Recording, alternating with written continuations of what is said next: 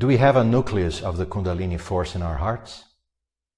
And if we do, what is the nature of this hidden and to many, many people still a mysterious force?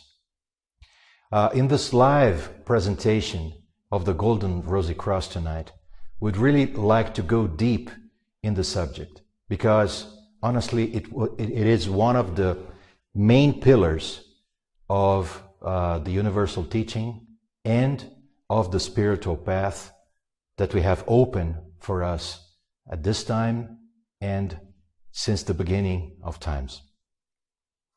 And since this is a live presentation, we'd like to invite you, since the very beginning of it, to start, making your questions and sharing your thoughts, your comments, because if we have time at the end, we would like to address all the questions possible. So let's get started. What is the nature of this hidden force in our hearts? This hidden force in our hearts has received many, many different names in the past, but they all indicate the same. The classic Rosicrucians called it the rose that should blossom and that should be put in the very center of the human cross. And that is really the true and very direct meaning of this concept of the rosy cross, the human cross with a rose in the center. In the East, it has been called the lotus flower, this flower that should emerge out of the muddy waters of our nature, indicating the human life, the human being that has a hidden and fabulous principle in him or in her. In old India, in ancient India, it has been called the Atman, the very universal principle of consciousness that lies in the heart of every person, of every human being. And in the modern school of the Golden Rosycross, we also give it a name. We call it the spirit spark, the spirit spark atom, this absolutely different and universal principle, the principle of a true self-revolution that can be ignited if we really devote our lives to it. And we go through this transformation in our lives.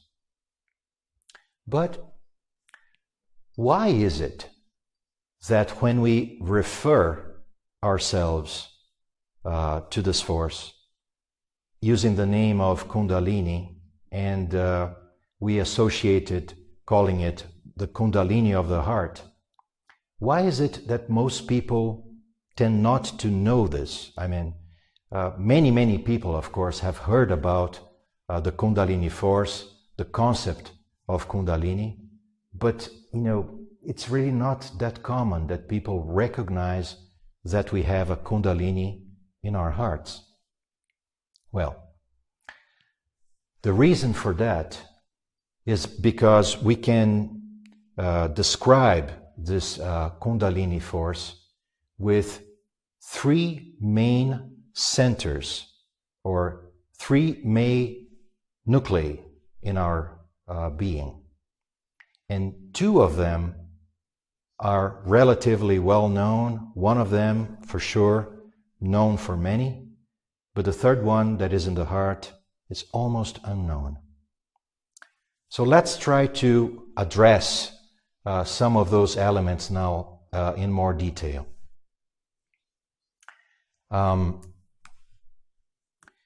Most of the people know that the Kundalini force is associated with our spinal cord. And many people also know, people that like to study the esoteric themes and issues. Most of the people know that we have centers of force alongside our spinal cord. We call those centers of force, or those vortexes of power, we call them chakras. And we know that we have 7 chakras, or 7 main chakras, alongside our spinal cord.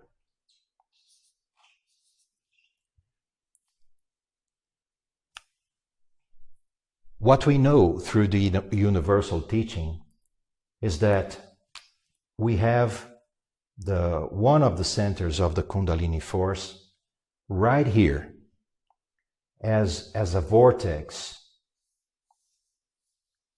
as a center of power, very close, underneath but very close, the first chakra that is called the Root Chakra.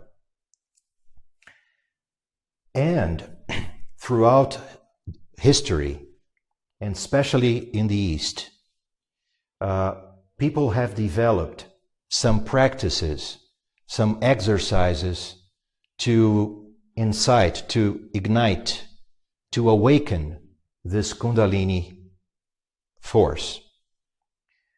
And the objective is to actually force this power, or this Kundalini, up in the spinal cord through the different centers, or through the different chakras.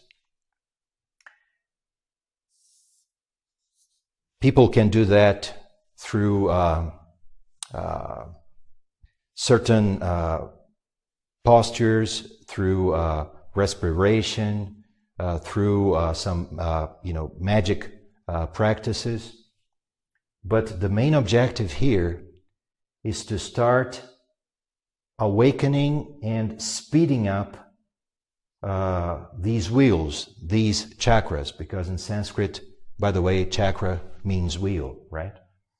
So speed up the flow of energy, and by doing so, the person or the adept of these practices would end up gaining some particular or special powers, like the power to manipulate the creative force of life, the power of healing, the power of projecting his or her subtle bodies into the astral sphere or etheric sphere. So these practices are known, and many people seek for those practices to find balance, to find equilibrium, to find health. So this is the most known aspect of the Kundalini, okay? The second aspect of the Kundalini that some people know is related to the top chakra that we have around here at the top of our heads. This chakra is connected with the pineal gland, and it's called the crown chakra. Other methods, instead of using these exercises to force the Kundalini from bottom up through our spinal cord and through the chakras that we have here at the bottom of our spinal cord, they utilize different methods. They utilize the method of concentration, of occult exercises, of trying to develop the hidden senses like clairvoyance, clairaudience, telekinesis, and so on. The end result is the same, is an acceleration in a certain sense, these wheels, these chakras. And the person starts gaining these hidden senses, this hidden powers and actually become, a magician, not a magician, but a person with a lot of occult power, a lot of personal influence. Many people seek for this.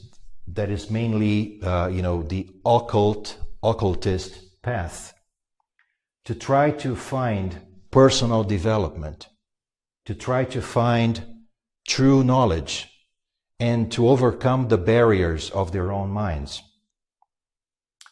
But in essence, what happens when we put in practice these paths?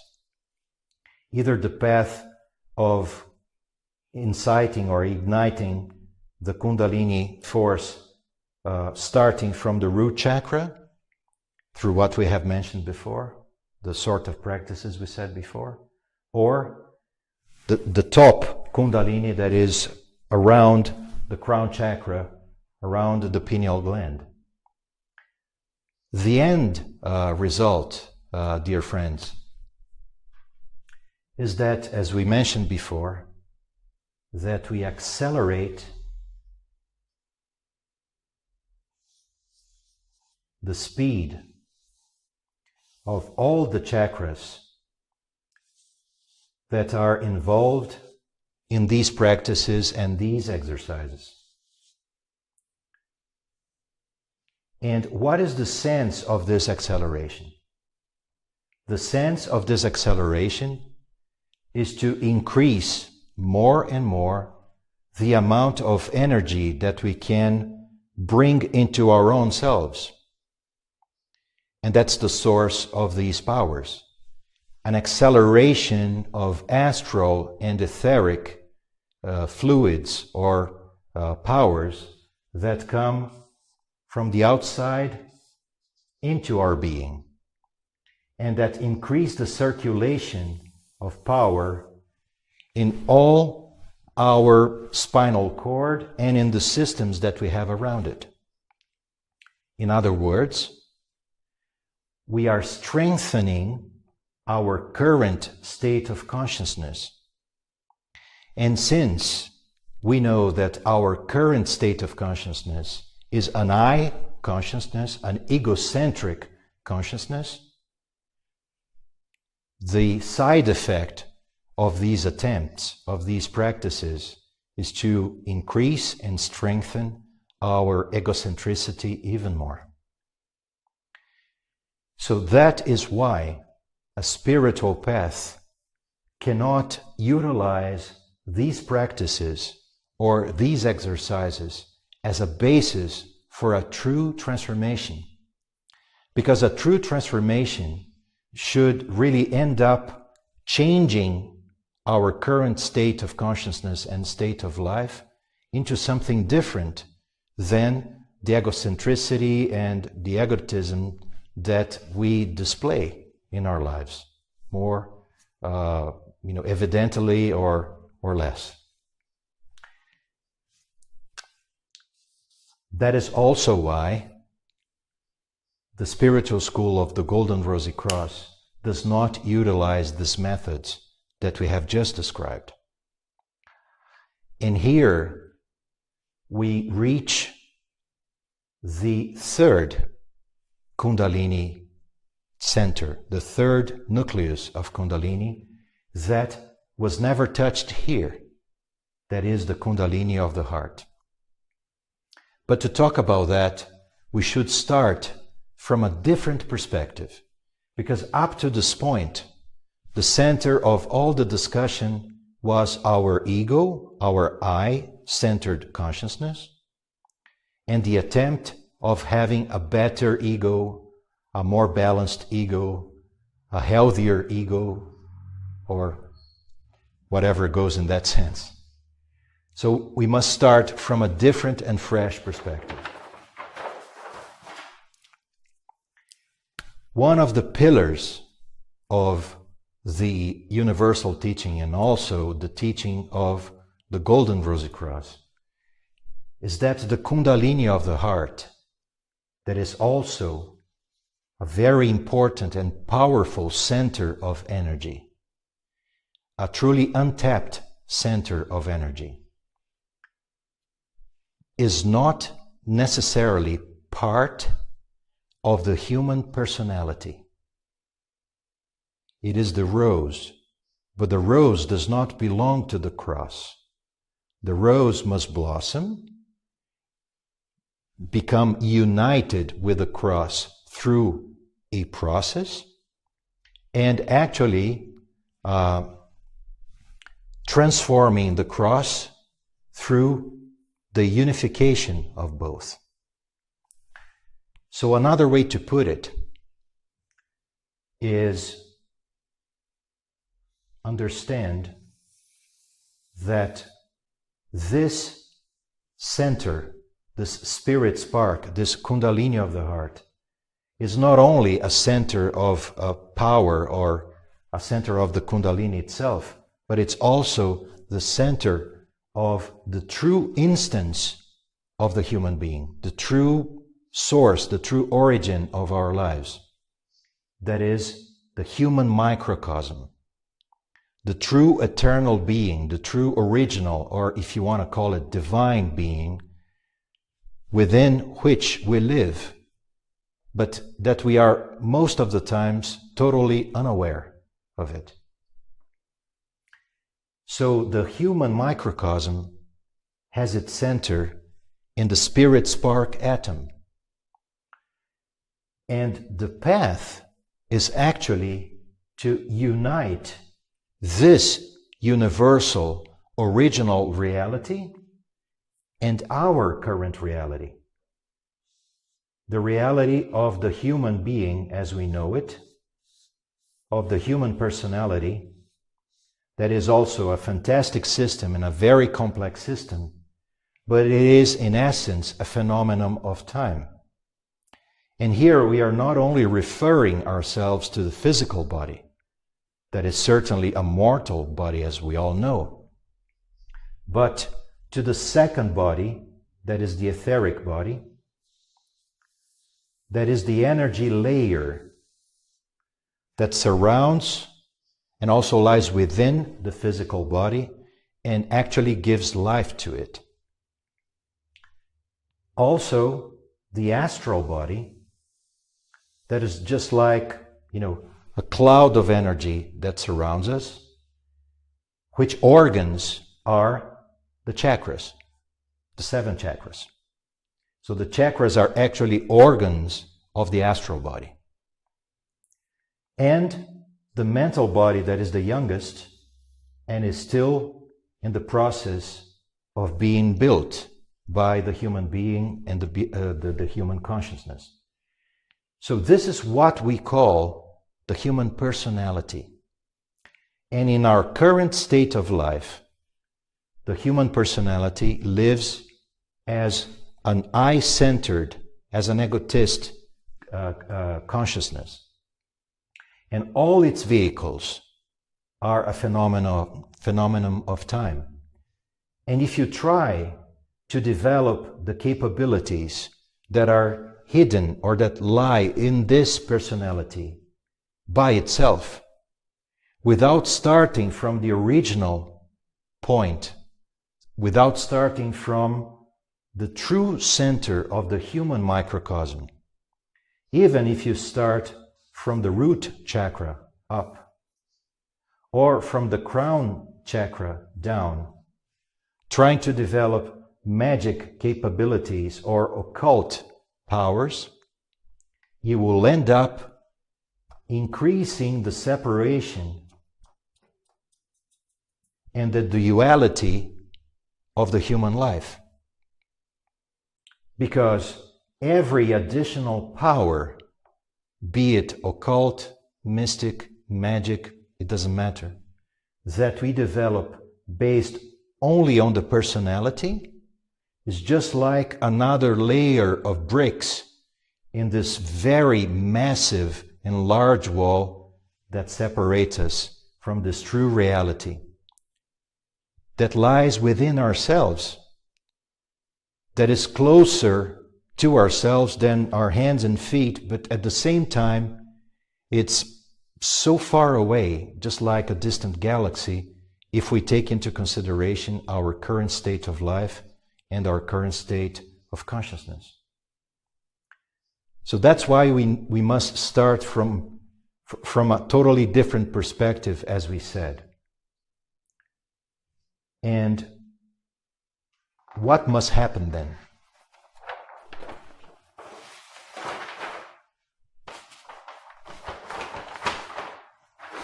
We tried to make this so clear on the other page that we carry a dot now, but it's not a problem. What we'll try to briefly describe now is how does the process proposed by the Golden Rosycross works. But dear friends, this is actually nothing new. I mean, the Golden Rosycross is not coming to anybody with a different method. This method is the same method that was put in place or put in practice by all the spiritual schools of the past. Actually, the practices and the exercises that we have today are like shadows of this one original method. But what is missing is really the true beginning, is really the true source, is really the true center that we call the spirit spark atom or the Kundalini of the heart. Well, the Kundalini of the heart, or let me use the same dot here.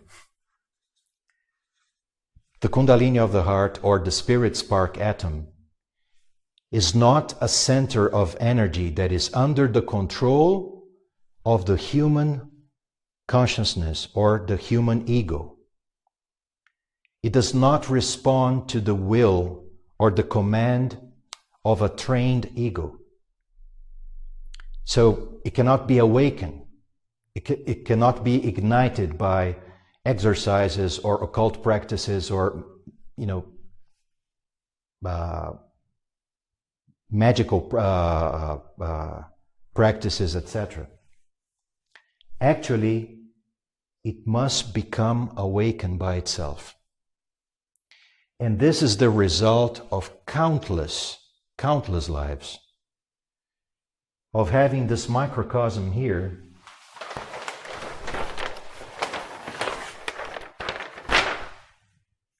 tied to the wheel of life and death. So, in half of the cycle, the microcosm receives a human personality. It is born, it grows, it becomes an adult. Then we all grow old and we die. And then on the other side of the veil, that we tend to call heaven or hell or anything, but it's actually just the other half of this time existence, our subtle bodies, they also disappear gradually. And in the very end, we have the microcosm empty again. So this microcosm accumulates experiences in its magnetic sphere that we also know as karma.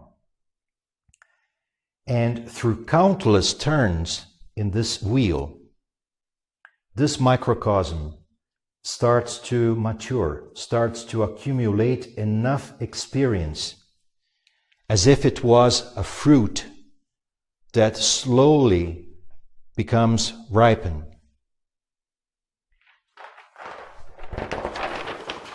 So when this quantum of experience, this quantum of accumulated karma or lives, if you will, is minimally enough, this center awakens. And when the center awakens, it enters in resonance with the very center of our consciousness in our heart, the center of our identity, the center, as some call it, the center of our soul. And the center of the human soul, the center of the human consciousness, also awakes and starts to look for an answer, because life in that very moment becomes something very strange. All the personal goals or all the egocentric objectives, they tend to become something different. They lose their colors.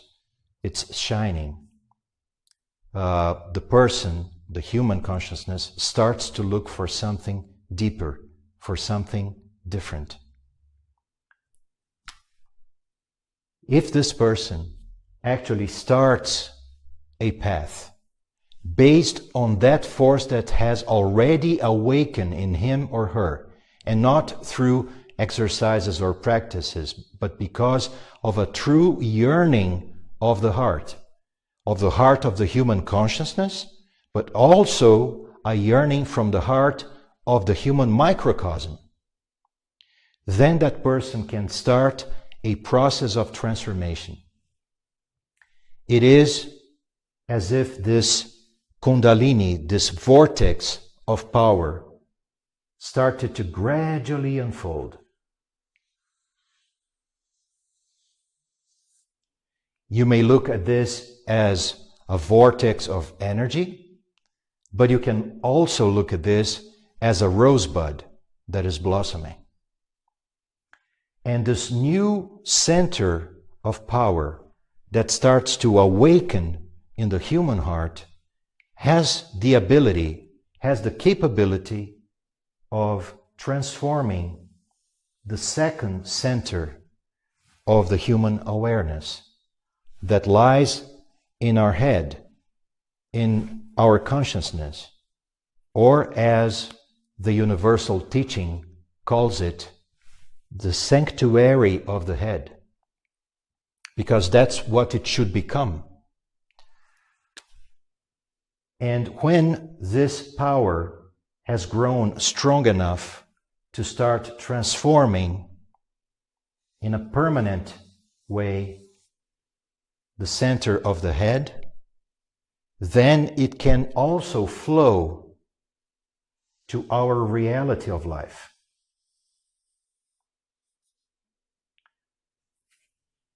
In the region where our karma, the heritage of the past, the biological heritage of all mankind lies, that is the sanctuary of life.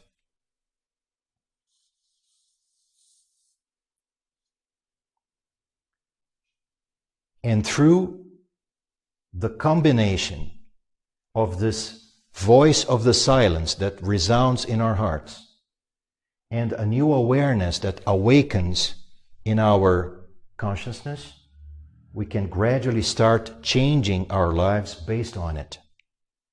Not through a forced attitude, but through self-knowledge, through the yearning of the heart, and through the self-knowledge that starts to awaken in our minds. And then a new attitude towards life, a new inner attitude starts to blossom, starts to rise.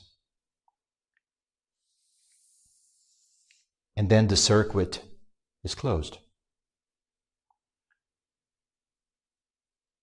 And after countless turns, countless interactions, countless cycles of this force that actually, dear friends, circulate through the sympathetic and parasympathetic system that is around our central spinal cord, we start to create a new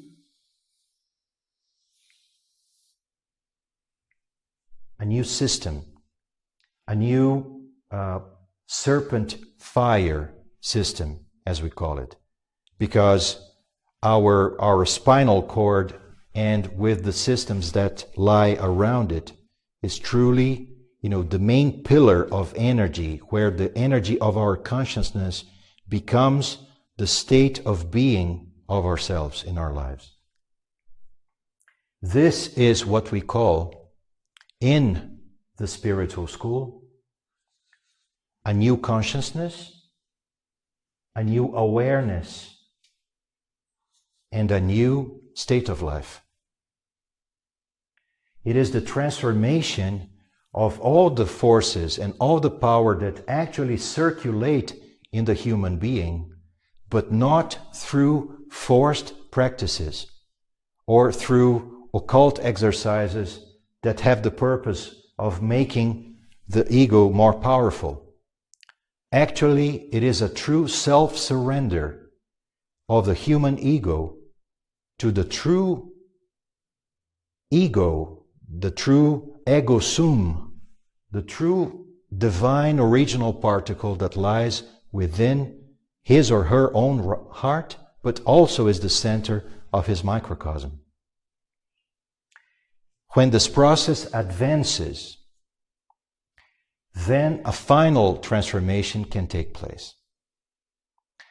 A transformation where, through the inflow of the universal energy that we call the spirit, through the 7 aspects of this energy that we call the spirit, or the 7 rays of the spirit,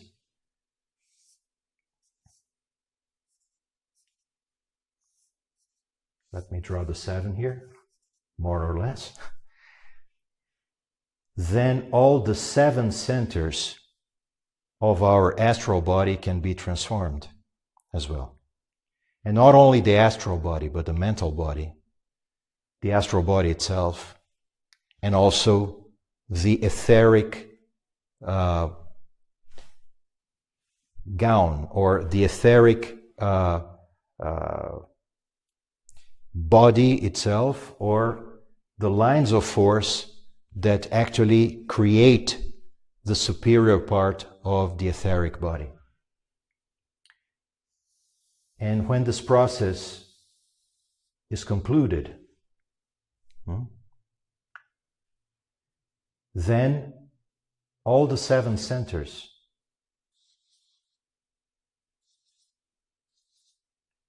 are transformed through the unification, through the true unity of the 3 centers of the Kundalini force, based on the Kundalini of the heart, that is Atman, the rose, the lotus flower, or the spirit spark in your heart. This path is the path that allows the human being to become one with a human microcosm. We hope that this brief explanation was useful to you in your process of your own quest, of your own path. And now we would like to address any question that you might have asked during this introduction. So let's see if we have any questions. Yes, there is one question. If the spinal column transforms the energy of thought and ego into being, does what we are occupied with mentally transform our appearance? Let me see if I understood your question. We have an axiom in the universal teaching that says state of consciousness is state of life. or awareness creates reality. Actually, this circulation of power in our spinal cord takes our thoughts and our will, and here I'm, referring specifically to the 3 top chakras that we have here in our head, in these positions, right? That are linked to our, upper thoughts and intuition, our reason and our will. And they transform themselves into our state of being, in our creative interaction with life, and also ties us or connects us with the past and with karma. But, dear friends, if it is true to say that this works in this sense, that our state of consciousness creates our state of being, in our current state of life, we can also say that karma, that all the automatic reactions that we have ingrained in ourselves and all the biological past also determines our thoughts. And that is why we can also see this as a closed, almost like a vicious cycle. That is why, we must find a turning point. We must find something that is a new beginning and that can allow us to transform the system into something else.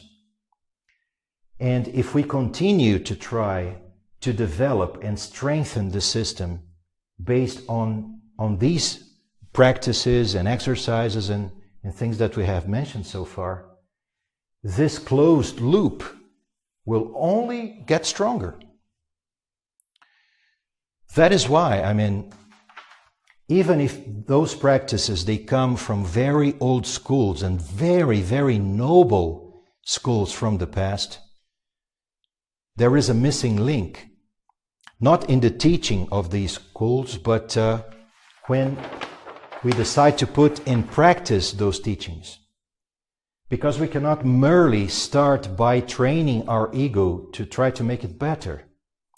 We have to start from the only particle, from the only aspect of the whole human manifestation that is free from that vicious cycle of ego. And that is why the Golden Rosycross and all the spiritual schools of the past insist. You must know yourself first. You must realize how trained and conditioned you are before you start. The Voice of the Silence, that marvelous book, suggests that, we really have to be careful with ourselves before we put our feet on the first step of the ladder, of the spiritual path, the spiritual ladder. That warning is really trying to indicate to us that unless there is a major turnaround, that we may end up only making this wall stronger, wider, higher. And that is why, chasing a change in our external reality or in our appearance, if I may, if we don't change the innermost of our being through this inner revolution, then it's truly just, a superficial change. It's just, training. But the fundamental nature of the problem will not be transformed. So I hope that I could have addressed, to some extent, this first question. So let's move now to the second one. Is there a pattern of thought that can transform our body to have greater outer beauty outside of general good health and exercise? In other words, what is the beautiful philosophy? That's an interesting question. Well, first I think we should reflect a little bit on what is beauty. The classic Rosicrucians, they said that the whole quest, the whole existence of mankind was to try to achieve 3 ideals or 3 goals. They called these 3 goals beauty, truth, and justice. And if we look around in the outer world, maybe those 3 are, among the top 3, top 5, top 10 things that we lack the most, isn't it? So, what they suggest is that to achieve those aspects or those ideals, it's really not changing our external appearance or our external reality. So beauty cannot lie on that level. Beauty must be a different state of manifestation, a different source of harmony that projects into a shape, into a form, into a body, into a face, into a pair of eyes, something that stems from within as a true source of harmony, as a true source of love, as a true source of beauty, if you will. That is why the transformation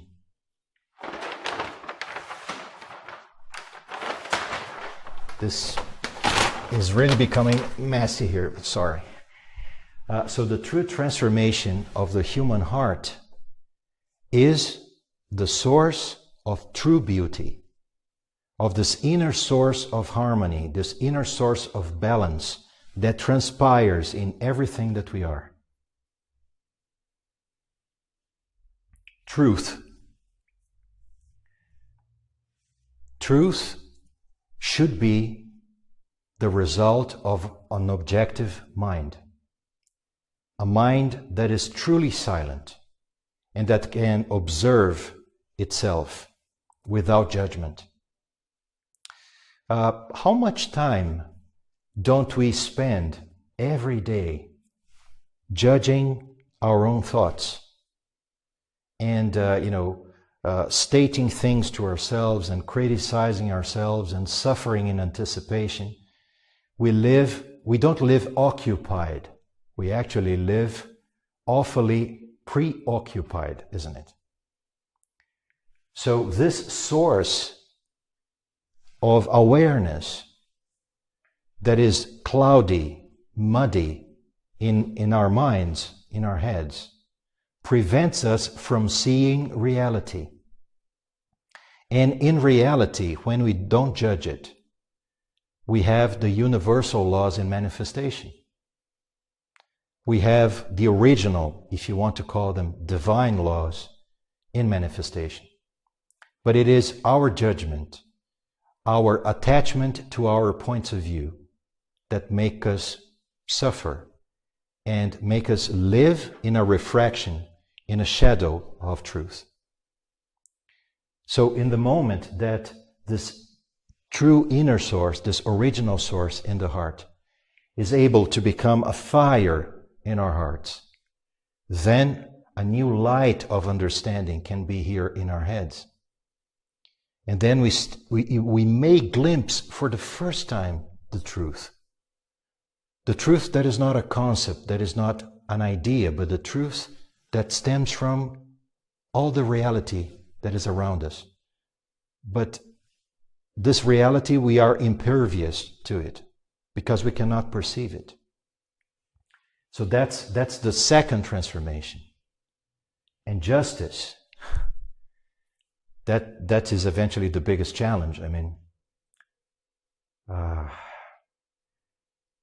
let's summarize this by saying that this justice that the classic Rosicrucians refer to is not putting in practice my justice or your justice or our partial version of justice. But justice should be the ability to answer to the true needs of all beings around us. And in the moment that our heart is silent and that our mind is truly clear and we can see reality, then we can put ourselves at the service of reality. And this is also another name for love. True love. That is to flow with the need of all beings, all life around you. So maybe that is a beautiful philosophy, but it is beautiful not because it is an attempt to put in practice an idealized image of beauty, but actually because it lies within totally different inner fundamentals.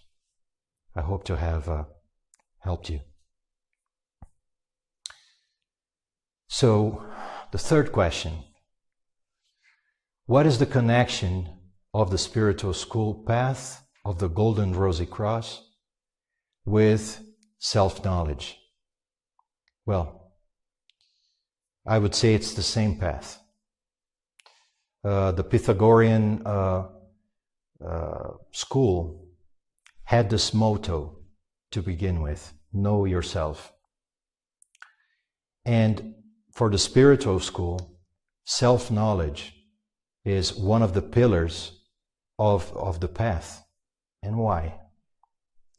Because self-knowledge should be the result of the transformation of these two centers of the human soul, of the human consciousness.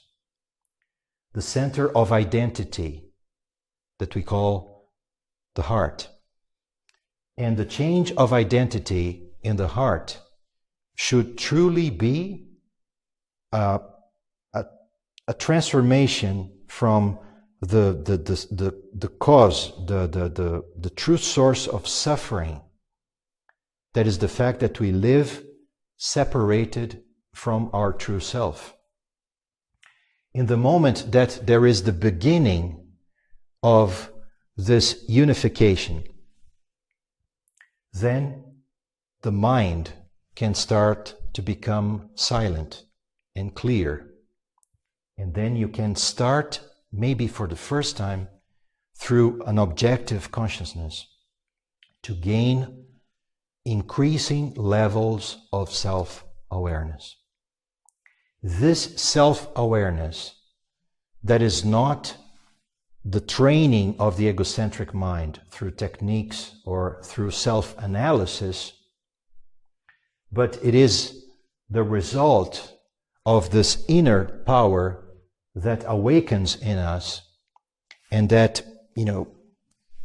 grows like a fire that becomes light in our head. That is true self-knowledge, because this new identity and this new understanding, just like the old lighthouses of the past. Imagine a lighthouse. The old lighthouses had always here a fire burning and a mirror, a silver mirror. And then when the power and the light of the fire goes up and gets reflected in the mirror, then a beam of light can be projected in our life, in the sea of our life. And this is self-knowledge. So to answer your question, actually it is the same path. Let's move to the fourth question. Does this, or I would suppose, does this process allow us to essentially expand our ethereal body to be larger and hence result in more peace of mind and health? Well, that's also a very interesting question. The universal teaching explains to us that we have a double ethereal or etheric, some call it etheric body. We have a more dense layer of the etheric body that actually and exactly mirrors the physical body. So it is as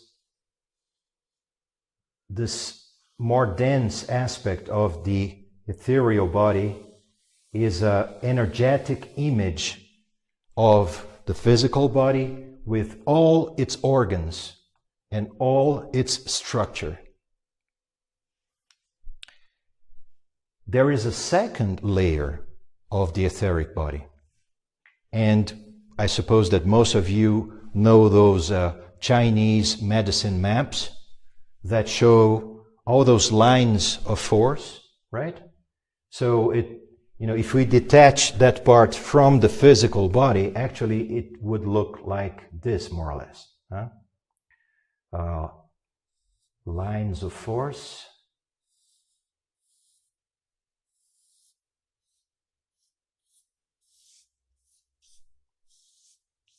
That also, in some sense, mirror our physical image, but they don't mirror the shape of our organs and members and structure.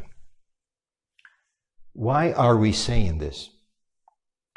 Because this state of consciousness, maybe I don't need to turn the page again. So imagine our thoughts, very clouded thoughts, very egocentric thoughts, a huge level of inner noise, right? How does that translate into this structure and this structure? In this physical structure, it translates, so all that self-poisoning, that translates into accumulated tension and eventually cell degeneration. And we know, and we are going to know more and more, that practically all the diseases that we have as human beings, first of all, they start in our mind. Or state of consciousness is state of life. But the impact that this inner poisoning, this self-poisoning that we carry in ourselves all the time, that, by the way, becomes even stronger when we try to force a development based on this state of consciousness, so we just make it stronger and bigger. They accumulate as tensions in these lines of force and in the nodes that we have here.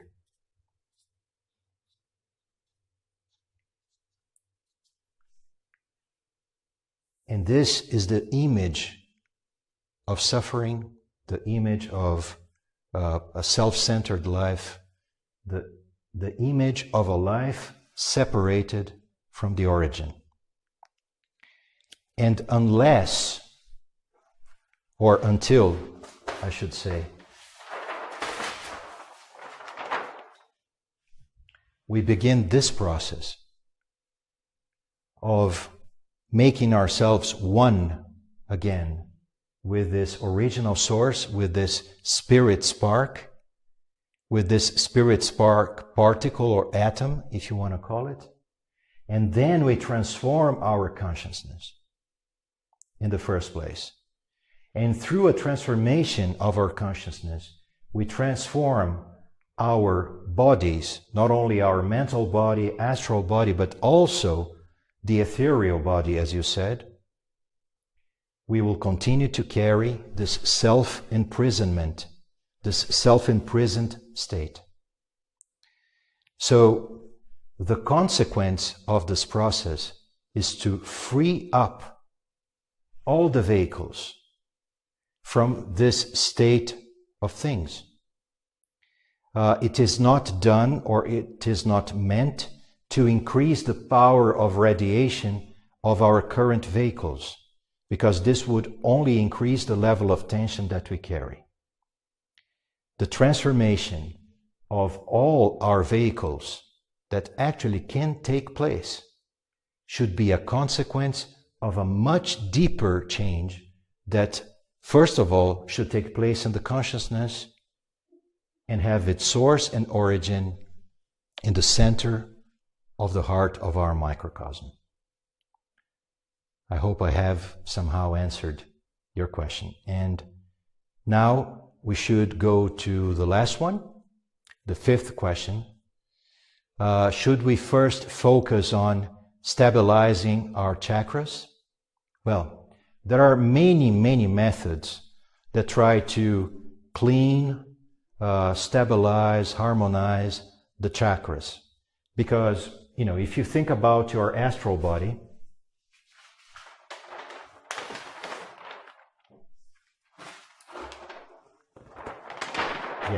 here it is. Your astral body. Your organs in your astral body are your chakras. So just like you have your brains physically, right? And you have two hemispheres of your brain. You have two chakras here that correspond to the two hemispheres of your brain. Just like you have, your vocal cords and your thyroids.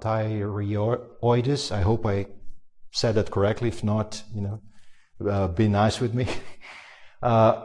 You have, another chakra that is also here.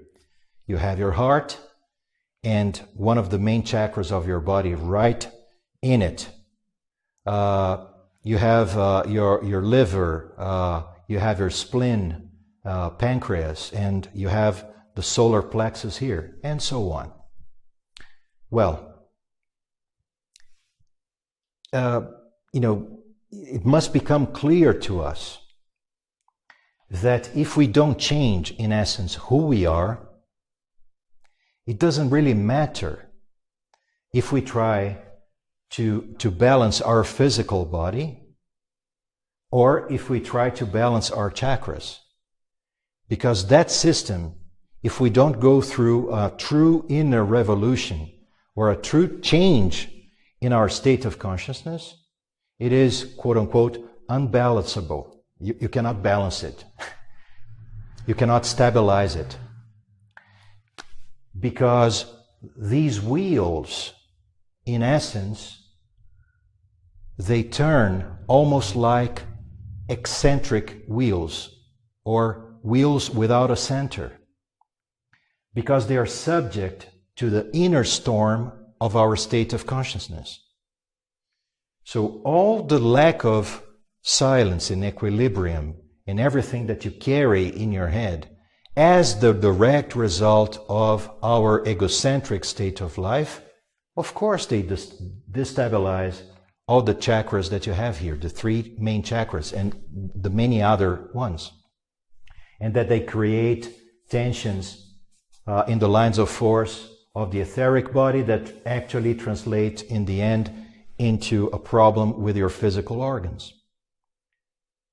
So, should we start here or here? Well, of course we must take care of our health, right? Our life is intense, we all go through a lot of stress, but, a pupil of a spiritual school is someone that is aware, he or she, that if on one hand he or she must pursue the right treatment and the best available medicine around, that if we don't change ourselves first, that this is going to look like a pendulum. the lack of equilibrium is going to lie sometimes here, sometimes here, and we are going to be chasing this, just like a squirrel running around its own wheel. That is why the spiritual school, and honestly the spiritual schools of all time, say that the only possible true healing that we can go through is by making ourselves one with this true, universal, inner, divine principle. Call it the way you want. Because, as we said,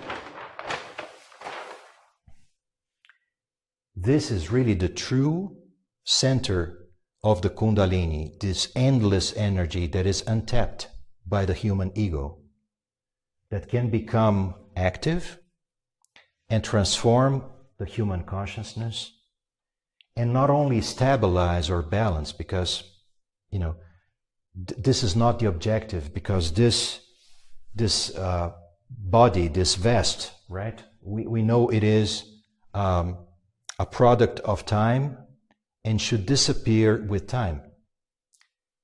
But this transformation can transform as well all the vehicles of the human being. And this is the true and only source of health. The source of health by unifying the spirit, the soul, and the body. The spirit spark, the human consciousness, and all the vehicles. Well, that was the last question. We really appreciate the opportunity of sharing these thoughts with you tonight. And we hope to be back in the near future with another subject of the teachings of the spiritual school of the Golden Rosycross, of another topic of the universal teaching. Good night, my friends. Till the next time.